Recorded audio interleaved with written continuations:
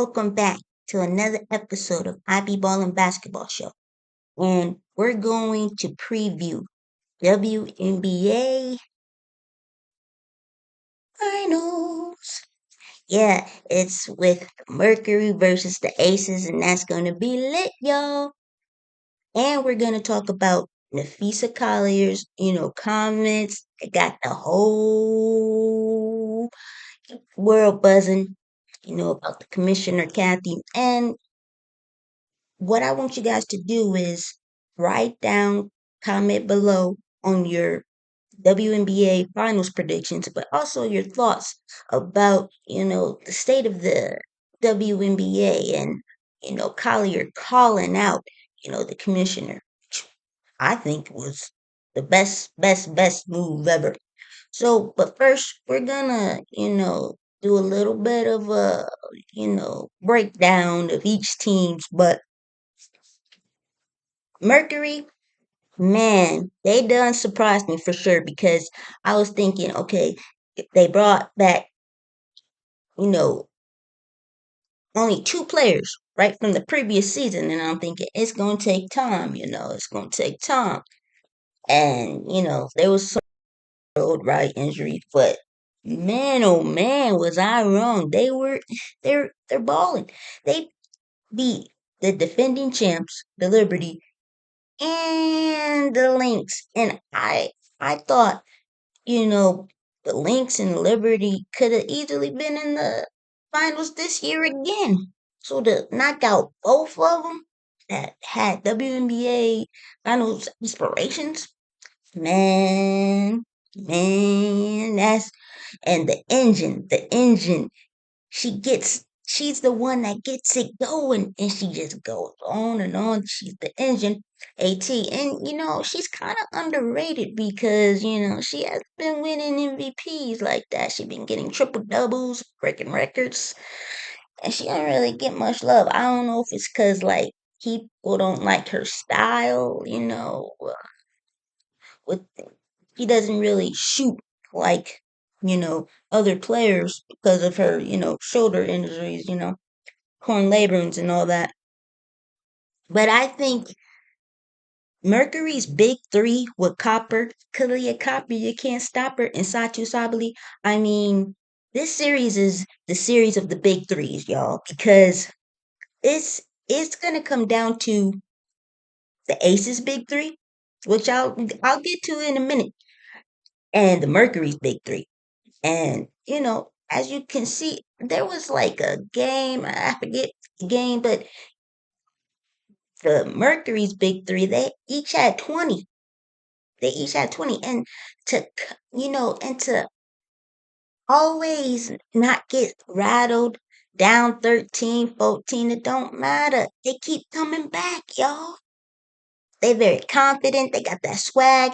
They were intimidating the Lynx, y'all. Out hustling, out willing, tough as nails in your face, talking trash. And, the physicality was there. But also, you can't deny the Mercury, there was like four possessions where they kept getting the offensive rebound. I'm like, come on, Lynx. And I felt like the Lynx got a lot of fire in them in game five, but it was too late to me. Well, they should have started with that fire in the beginning. But so the Mercury got the best defensive rating in the playoffs, y'all. 92, right? They hold teams to fewest 75 points and point paints 32. Now, here's where it gets interesting. Here's where it gets interesting, y'all. The Aces, they dominate the paint. They dominate the paint, right? They score 47% of their points in the paint, led by Ajawilson. So we're gonna see how that, how that happens. And I feel like they got the best bench in the league, right? The highest scoring bench. They got Bonner, right, that they picked up. in the season. And Bonner and AT got a lot of, history, right? Playing together with the Suns, with, in Connecticut. And, I like that Bonner got experience of winning championship. AT got finals experience too, but hasn't won it. And Copper, you know, she won with the Chicago Sky, So I do like that they have championship experience. And Wickham is another two-time champion, and she be delivering those threes. She really swish swish swish. But what I like, check this out with the big three: 47 combined points per game this season. So if I'm the Aces, how you gonna how you gonna stop all three of them? Like Sabali is a unicorn for a reason. If you notice, four of their starters plus Bonner is 6'1" and taller. So if you a small opponent, it's gonna be tough. You know what I mean? And so, can they use that to their advantage? Because even though the Aces, got better with defense as the season went on, I don't know if they have enough defenders. Like Jackie Young, she's the best, defender. The best wing defender, and I don't know if they have enough. I don't know, because I feel like Copper's speed and athleticism might cause some problems. Sabali is a unicorn. AT is just so. She reminds me of Giannis. You know, you see, I'm a Giannis fan, so it's like I don't know if they have enough defensive bodies. Because you got to throw bodies at them, and I don't know, man.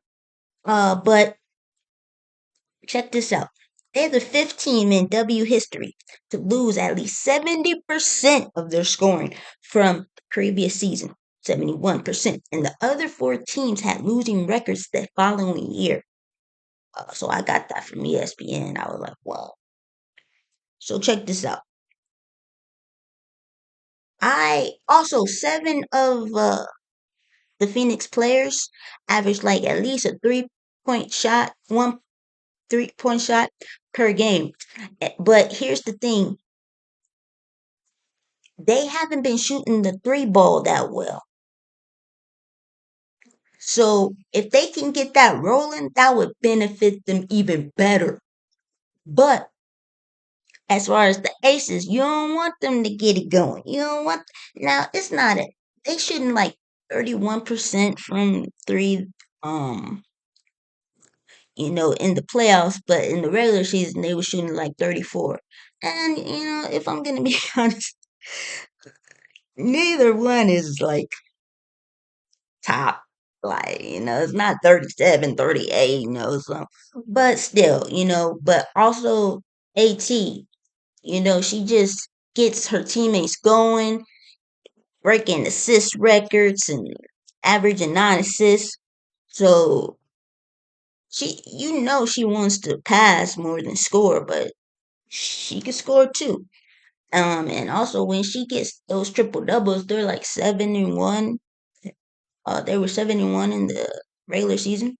But also, I want to say that Aces did win the regular season matchup, 3-1. Um, but let's talk about how the Mercury can get into, they can win the fourth championship for their franchise. And there's not a lot of teams that have done it. The Comets done it. But so this will be their first title since 2014. Bonner won in 2014, '09. They also won in '07. And to do this without Deanna Taurasi and Brittany Griner, first year without those franchise cornerstones, man, congrats. Also, check out Taurasi. recap on my page on my YouTube. Go check that out. That was a great docu series. But let's talk about the Aces now. Aces, they're trying to win their third chip in 4 years. I mean, that's just dominant. Becky Hammond, also the coaches, both coaches started off as NBA assistants around the same time. So I think that's pretty baller.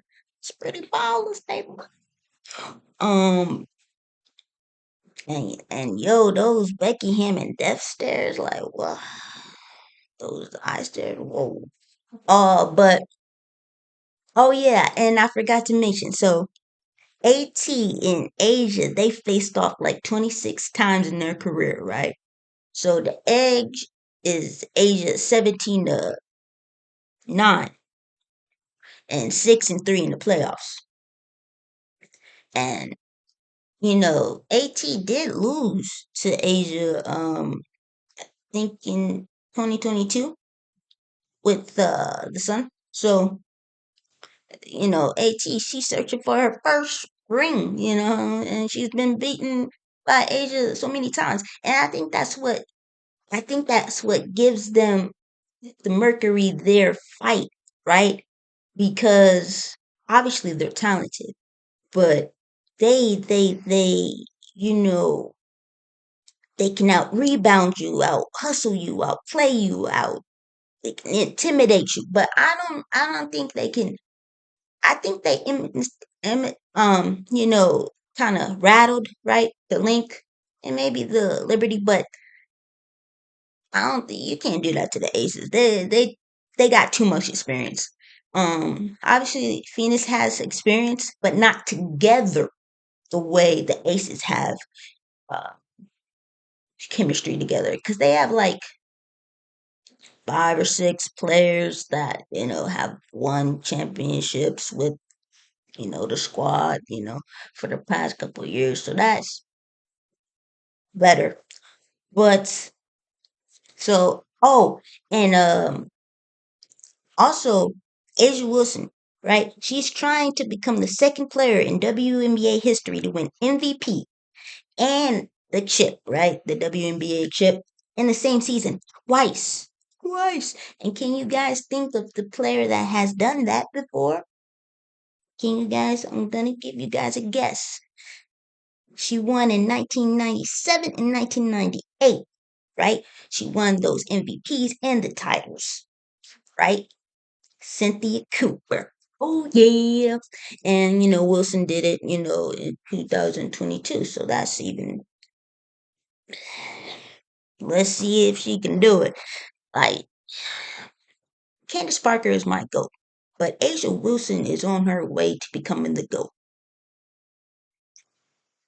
Everything about her, the energy, the leadership, the her post game, her footwork, her mid range, I mean, and she's incredible shape. She stays healthy. She plays both ends, blocking shots, getting steals, getting those rebounds. Man, she on her way. She on her way. And I find it interesting that the Aces they started off, they ended with right with a 16 game winning streak, but they started off, you know, season 500. So to do that, that's pretty baller. It's gonna be something 2-4 matchup. If the Mercury can win, being the fourth seed, that's pretty baller. Also, shout out to the Indiana Fever. They keep getting injuries and injuries, but they stay balling, and stay fighting, and stay overcoming adversity together, with, Mitchell going down and all these other injuries. And can we finally give Odyssey Sims a long-term contract? At least give her a 1 year contract, 2 year contract. Why she always gotta, you know, um, be waiting at home for a team to call her? You know, she, she, how many times do she have to tell y'all? How many times? She not new to this. She true to this. She's a vet, bro. She should be, She's showing you she could start. She's showing you she can be a backup, right? She's definitely not no third string, and she definitely not. She shouldn't be at home waiting for you to call her. Hello, league. Hello. But that's it. But the dynamic duo of the Aces, right? Aces with Jackie Young. I love how Jackie Young. I always felt like Jackie Young has so much potential that she's not showing. And I felt this for years. And I thought, well, now that Kelsey Plum is left, maybe she could finally ascend. I feel like she could be a 20-point scorer for multiple seasons in this game. I really feel like that. But she needs to be aggressive, consistent. She needs to, you know, I find it funny that at the interview, Young was talking and she was kind of quiet and Asia was like, okay. So she's like, it's just getting her out of her shell. And I feel like socially, but also like game wise, like she a first one. She a number one pick for a reason. Don't forget it.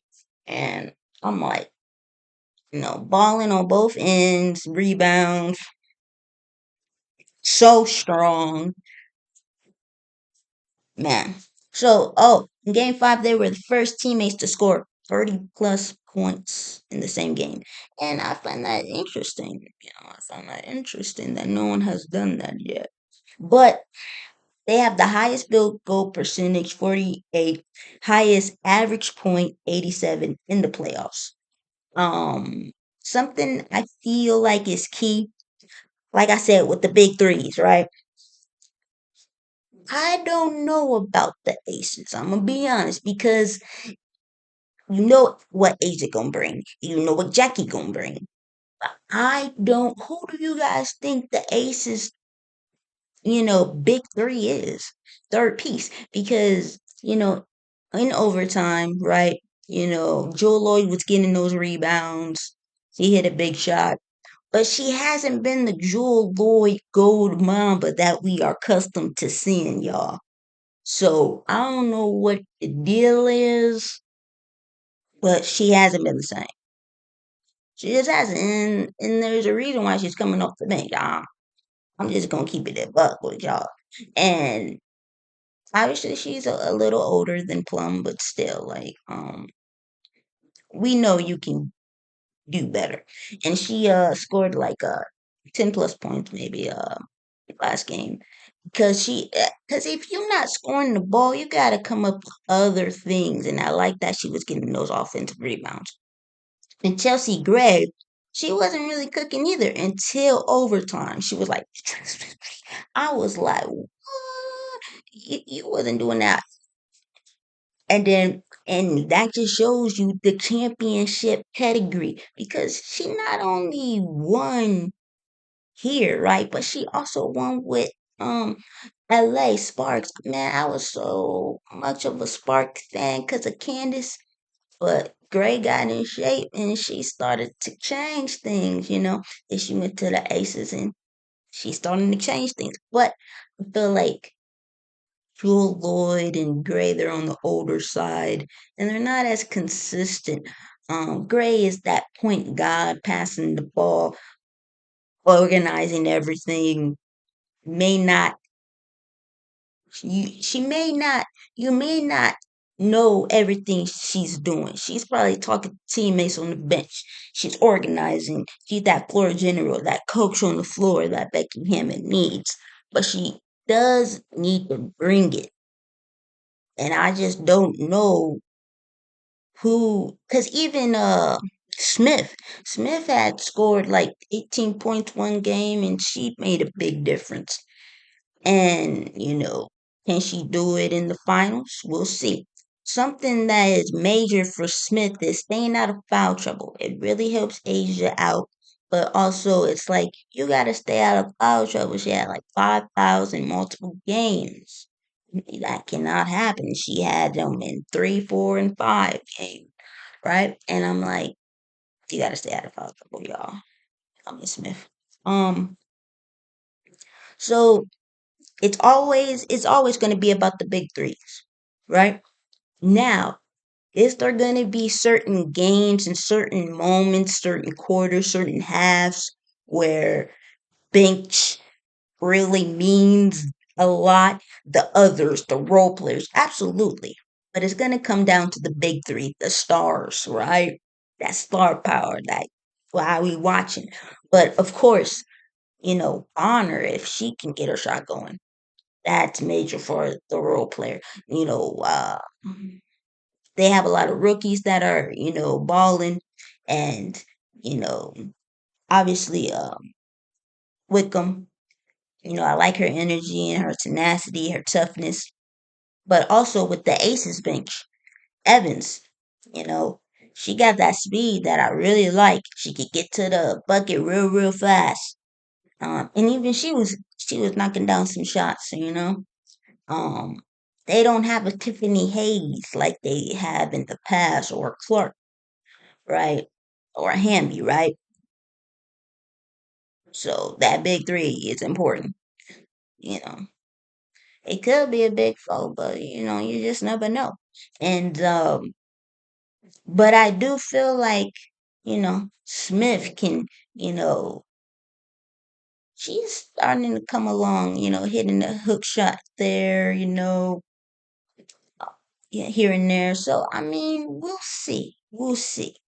So I'm not saying that the role players aren't going to be important. They're going to be important, especially when the stars are resting. Um, but it's going to come down to the big three. That's how I see it. That's just how I see it, man. But so let's. So I'll say this. I don't want to bet against Asia. The other team got Asia, right? The Aces got Asia. The Sun don't. Asia is the best player on the floor. And usually, if you got the best player on the floor, you should win. Now, that doesn't mean you will, but. And they got the best coach. So, but it's so hard because I don't know who else is going to show up for the Aces. I know Asia, and I know Jackie Young, but sometimes, like Gray is clutch. She'll show up in the clutch for sure. But I just don't know. And Lloyd, what happened to you? Where's the Seattle Storm Lloyd? I don't know, right? And Smith, yes, she's the number two pick, but is it a confidence issue? But I like that Asia is, in her ear picking her up. Um, so it's all about who's gonna come along with Asia and Jackie Young. And but I don't know if I can bet against the Mercury either because I like their big three a lot. It's a lot of defense, versatility, scoring, but I gotta give it to the Aces. Why? Because I can't bet against Asia. I'm not gonna bet against Becky, right? But would it be cool for Sabali to win right after her sister and AT finally get recognition? Because she's always, the third MVP in the, race, never the second or first. But I can't bet against the team that, because the Aces have been there before in the playoffs more than the Mercury have been in the finals together. So I gotta bet against that. I mean, bet on that. And I love that it's a game seven. Would I love a game seven in the first season that they have a game seven? Absolutely. I don't know how many games this is gonna take, but I'm betting against the Aces. Of course, health matters. I don't want no one to get injured. That will ruin the playoffs fan wise and and player wise, right? Let's talk a little bit about Nafisa and her comments, and I want to hear your thoughts about it. Nafisa, She she was calling out leadership. She said that the WNBA got the worst leadership out of every league, the worst. And I can't disagree with that. Like I just feel like, and have you guys noticed that the commissioners always be changing? We need a new commissioner. Kathy, bye bye. I feel like maybe Kathy just likes the headlines because I see her handing out the awards all the time, taking pictures. She was on the Jennifer Hudson show giving Paige Beckers the award, and I'm like, why are you even there, Kathy? You don't have to hand her the award, but I get it. It's a tradition. The commissioner hands the awards, but I feel like that's the only reason. That's the only reason, like, she likes the job. Maybe I don't know. But of course, the refs suck. The refs have been sucking for years, and it was terrible last year in the finals. It was on full display, right? But I love that Collier, you know, and I'm pretty sure before she did this, exit interview, she thought this out, and she probably was talking to, the Players Association about it, right? Because even the Players Association was tweeting like they agree with everything she said. And I just find this to be interesting because she says she talked to Kathy and she made just a lot of silly comments, and it just shows you she doesn't really care about the players. And then her response is, she's, for the players and their safety. And Kathy was like, she didn't even deny what Collier said. That's the interest. She never denied it. She just said, "Oh, even though we have differences, I'm still for the league, and I'm disappointed that I'm disappointed that this conversation got leaked and stuff." Like, oh, okay. But if you're gonna say some outrageous stuff like that, of course, and I wish I could hear her say it, like, have a hidden, what's it called, a hidden recording. That would have been dope. But Collier was talking about, how there's a lack of responsibility, accountability, right? You know, the physicality, the refs, player safety, and and she said that Kathy said the only people that complain is the losers, right? And I'm like, dang, that's pretty bold. Like, even like the winners, like the uh, Becky was saying it, Stephanie White was saying it, and they got fined just for saying they agree with Collier's comments. They got fined, and it was like, okay, like I feel like getting fined for certain things is just a little petty, and it's almost like you are agreeing with it. I don't know. I don't know. But my thing about it is she had every right to say it because the league needs change. When you're the new commissioner that can do changes, and Kathy is like, oh, I got all the players, all these deals, and Caitlin Clark should just be happy. She has $16 million and off the court. And I'm like, what? Like, she should be grateful. Like, because the league is responsible for the deals. Like, how much she's helping the W and all the other young players and helping the W viewership. Like, Clark was balling in Iowa, bro. She wasn't balling in the W. So of course makes her responsible. Like, does Kathy really think like we watch the W for her? Like she's like, I think she thinks like others can't do a better job than her. Like, what? Like, what's going on? Like, we're still dealing with, even though we are on the rise and things are getting better, like even saying stuff like, you know, the things that the players got in the CBA, you should be grateful that you got them. And I'm like, some of the things that they got in the CBA, they've been deserved for many years. And I'm like, what is going on? And so I like that she said, this is a quote from Collier. We go to battle every day, protect the shield for a league. Doesn't value us. Mic drop. Mic drop. You you playing for someone that is in your back and your best interest at heart. You're not protecting product from being injured, and you don't really care about them contract wise. You don't care about the well beings of needs off the court. So it's like, I don't know what Kathy is.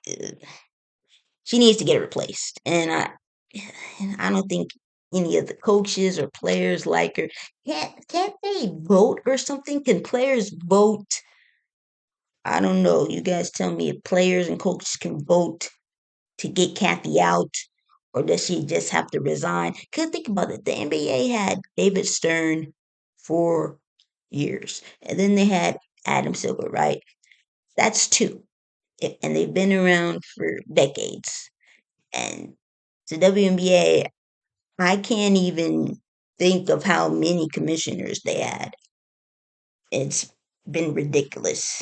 And it's because no one can do a great job, or but you guys tell me what you guys think. Tell me guys your WNBA finals predictions, and tell me your thoughts about Fizzy Collier calling out Kathy.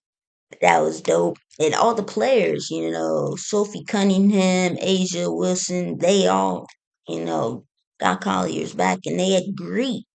And so, and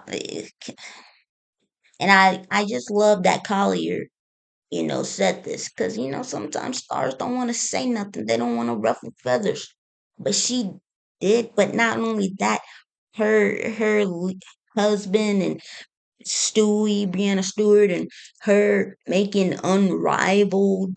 Like, dude, there could be a lockout coming, and the players gonna be like, so we're just gonna play an unrivaled, and we're just gonna play an unrivaled, and right in the fall. And the interesting thing about it is, it continues to grow. More players are playing in it. And think about this: if there's a lockout in the WNBA, don't you think Rivalry is going to be like, yeah, let's start the season then?